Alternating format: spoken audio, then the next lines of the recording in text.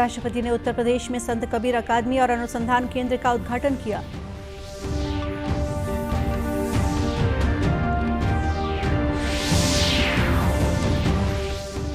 प्रधानमंत्री ने कहा, पेट्रोलियम में एथेनॉल मिलाने से 27 लाख टन कार्बन उत्सर्जन को रोकने में मिली सफलता।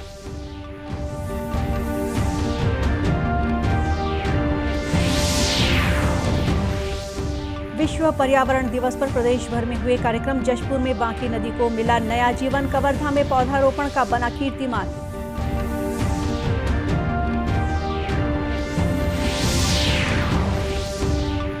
और सुपेबेड़ा के किडनी मरीजों के लिए प्रधानमंत्री राष्ट्रीय डायलिसिस योजना बनी वरदान। गांव में ही होने लगा है इलाज।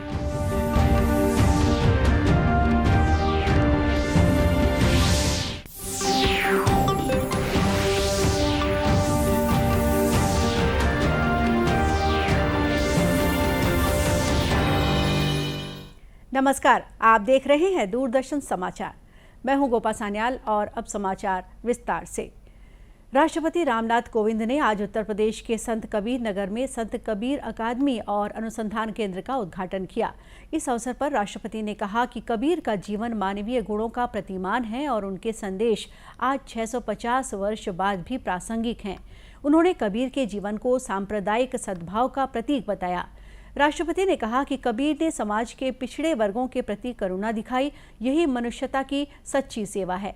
उन्होंने कहा कि कबीर ने औपचारिक शिक्षा प्राप्त नहीं की, लेकिन संतों की संगति में उन्होंने अपने अनुभवों से ज्ञान प्राप्त किया। राष्ट्रपति ने कहा कि कबीर ने स्थानीय बोली में सीधे लोगों से संवाद किया। श्री कोविंद ने कहा कि जब समाज जात पात और धर्म के नाम पर बंटा था, उस समय समाज को जागरूक करना जरूरी था। एकेडमी और रिसर्च सेंटर के लोकार्पण के अवसर पर आज कबीर साहब की पूर्ण भूमि मगहर में आप सबके बीच आकर मुझे अत्यंत प्रसन्नता हो रही है। अपने सार्वजनिक जीवन के दौरान मुझे संत शिरोमणि कबीर से जुड़े अनेक स्थलों की यात्रा करने का सौभाग्य प्राप्त हुआ था।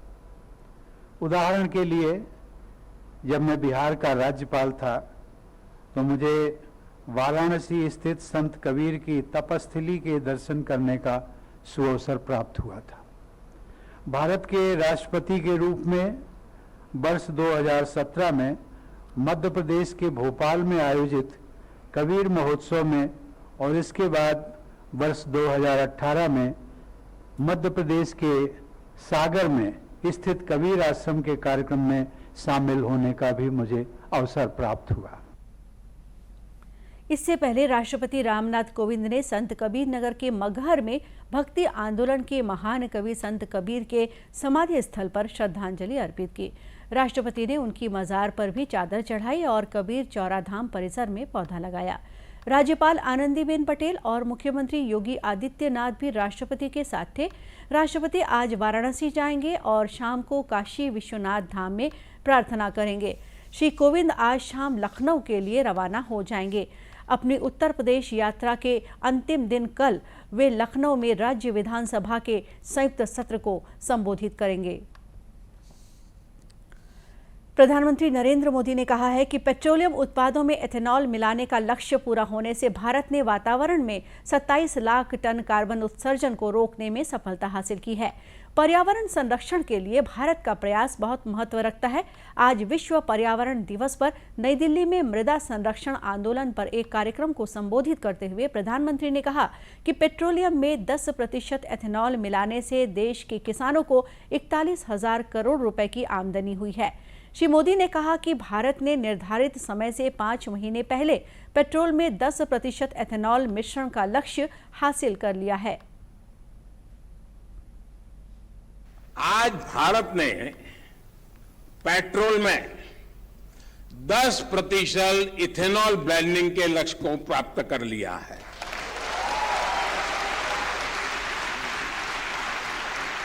आपको ये जानकर भी गर्व की अनुभूति होगी कि भारत इस लक्ष्य पर तय समय से 5 महीने पहले पहुंच गया है।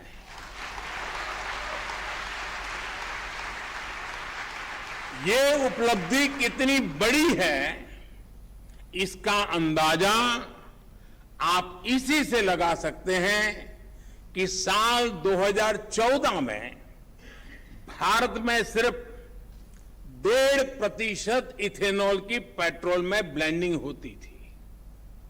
इस लक्ष्य पर पहुंचने की वजह से भारत को 3 सीधे फायदे हुए हैं। एक तो इससे करीब 27 लाख टन कार्बन एमिशन कम हुआ है।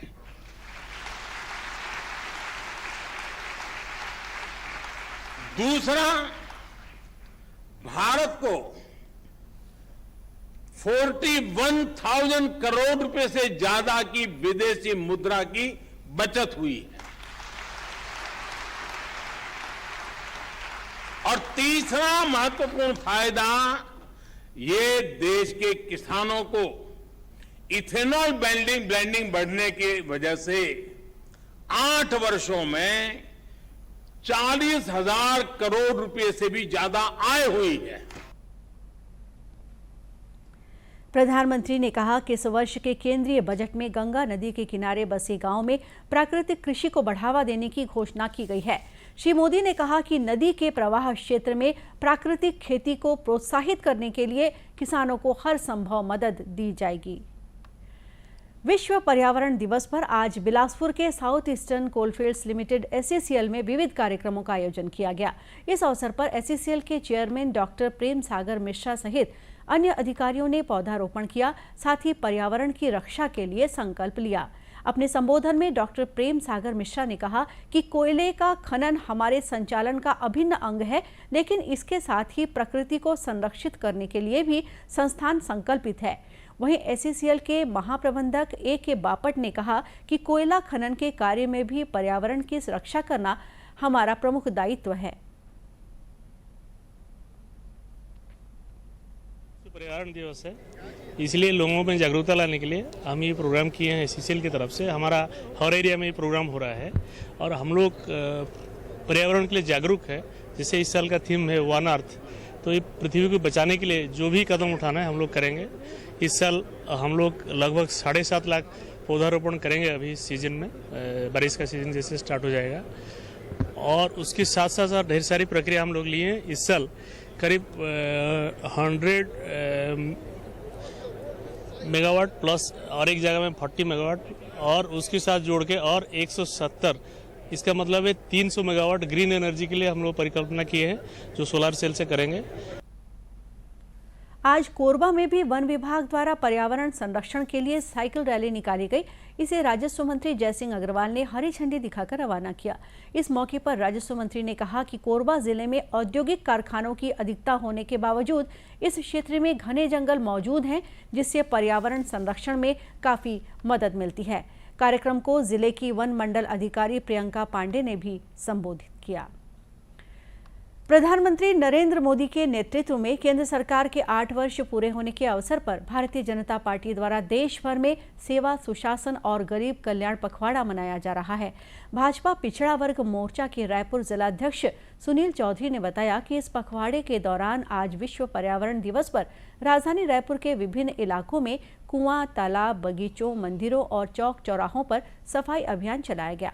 इसके साथ ही आम लोगों को साफ सफाई के प्रति जागरूक करने के उद्देश्य से पैम्पलेट भी बांटे गए।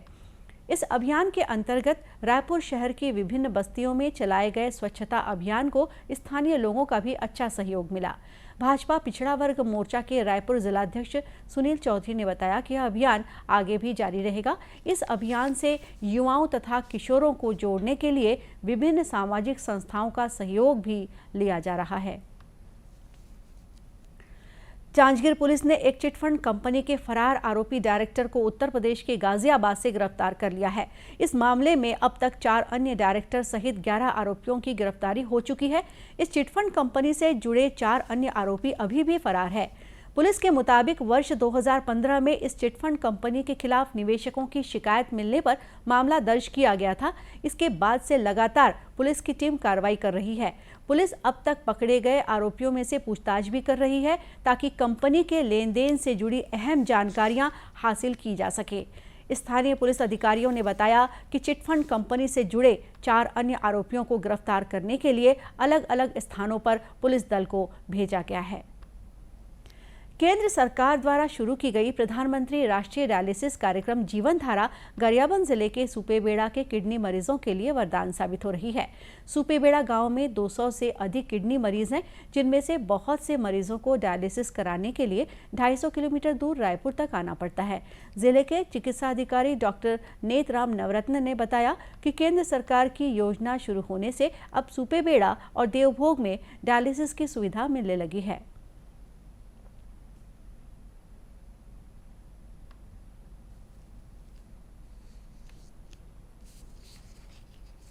पेशेंट को हम लोग निःशुल्क डायलिसिस हम लोग सुविधा दे रहे हैं। अभी गरियाबंद में हम लोग का 3 मशीन प्राप्त है और देवभोग के लिए 2 मशीन, क्योंकि आप लोग जानते हैं सुपेबेड़ा में बहुत सीकेडी पेशेंट होते हैं, तो उसी हिसाब से हम लोग देवभोग में भी 1 यूनिट डाले हैं। अब जितना भी पेशेंट को यहाँ से सुपेबेड़ा से रायपुर जाना पड़ता था, अब वो सुपेबेड़ा का पेशेंट जितना भी है, सीकेडी का पेशेंट है, वो देवभोग में डायलिसिस ले सकते हैं निःशुल्क।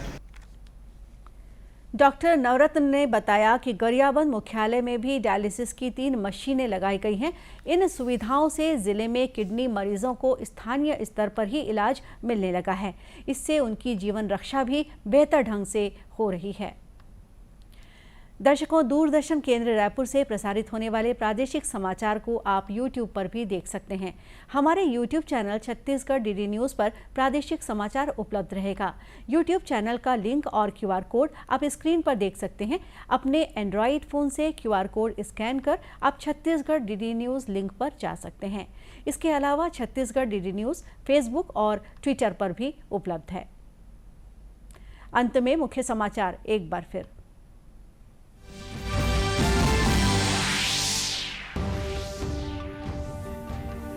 राष्ट्रपति ने उत्तर प्रदेश में संत कबीर अकादमी और अनुसंधान केंद्र का उद्घाटन किया।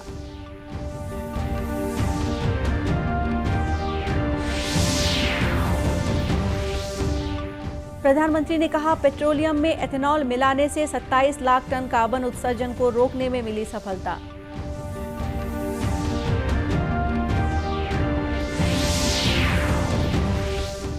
विश्व पर्यावरण दिवस पर प्रदेश भर में हुए कार्यक्रम। जशपुर में बांकी नदी को मिला नया जीवन। कवर्धा में पौधारोपण का बना कीर्तिमान।